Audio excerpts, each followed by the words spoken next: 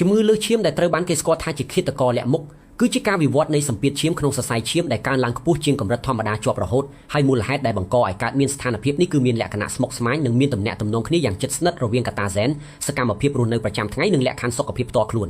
ក្នុងចំណោមកត្តាដែលយើងមិនអាចផ្លាស់ប្ដូរបានការឈានចូលវ័យចំណាស់គឺជាមូលហេតុចម្បងមួយដោយសារតាមរយៈពេលវេលាជញ្ជាំងនៃសរសៃឈាមដែលធ្លាប់តែយឺតទន់បានប្រែក្លាយទៅជារឹងនិងបាត់បង់ភាពបត់បែនដែលធ្វើឲ្យឈាមចរាចរណ៍មានការពិបាកហើយបេះដូងត្រូវប្រើកម្លាំងបូមកាន់តែខ្លាំងបន្ថែមលើនេះកត្តាដំណពូជក៏ជាកត្តាមួយដែលមិនអាចមើលរំលងបានប្រសិនបើឪពុកម្ដាយឬសាច់ញាតិជិតដិតធ្លាប់មានប្រវត្តិជំងឺនេះនោះហ្សែនរបស់អ្នកអាចនឹងមានទំនោរទទួលរងនៅហានិភ័យនៃជំងឺនេះខ្ពស់ជាងបុគ្គលដទៃទៀត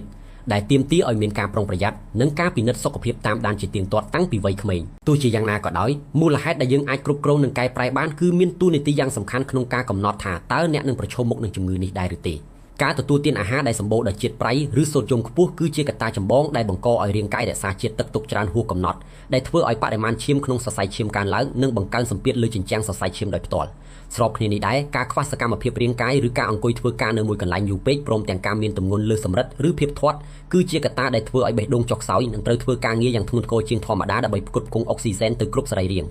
ទម្លាប់នៃការជក់បារីនិងការពិសាគ្រឿងស្រវឹងក្នុងកម្រិតខ្ពស់មិនត្រឹមតែបំផ្លាញស្រទាប់ខាងក្នុងនៃសរសៃឈាមឲ្យឆាប់ខូចខាតប៉ុណ្ណោះទេប៉ុន្តែថែមទាំងបណ្ដាលឲ្យសរសៃឈាមរួមតូចភ្លាមដែលជាហេតុធ្វើឲ្យសម្ពាធឈាមឡើងខ្ពស់ក្នុងរយៈពេលខ្លីនិងរយៈពេលវែងលើសពីនេះទៅទៀតឥទ្ធិពលនៃស្ថានភាពផ្លូវចិត្តដូចជាការ stress រ៉ាំរ៉ៃកង្វះការគេងនិងការខ្វះការគ្រប់គ្រងអារម្មណ៍ក៏ជាកត្តាជំរុញឲ្យរាងកាយបញ្ចេញអរម៉ូនប្រភេទ cortisol និង adrenaline ដែលធ្វើឲ្យចង្វាក់បេះដូងលោតញាប់និងបង្កើនសម្ពាធឈាមយ៉ាងខ្លាំងការរស់នៅក្នុងបរិយាកាសដែលមានការបំពុលឬការមិនទទួលបានការសម្រាកគ្រប់គ្រាន់ក៏អាចជាកត្តាអវិជ្ជមានដែលបង្កើនហានិភ័យនេះផងដែរមិនតែប៉ុណ្ណោះជំងឺរ៉ាំរ៉ៃមួយចំនួនដូចជាជំងឺទឹកនោមផ្អែមដែលបង្កឲ្យមានការបំផ្លាញដល់សរសៃឈាម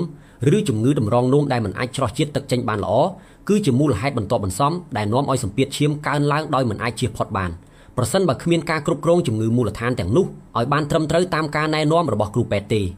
ការយល់ដឹងពីកត្តាទាំងមូលនេះគឺពិតជាមានសារៈសំខាន់ខ្លាំងណាស់ដើម្បីឲ្យបុគ្គលម្នាក់ៗអាចសម្រេចចិត្តផ្លាស់ប្ដូរទម្លាប់ជីវិតនិងការថែទាំសុខភាពឲ្យបានល្អប្រសើរជាងមុន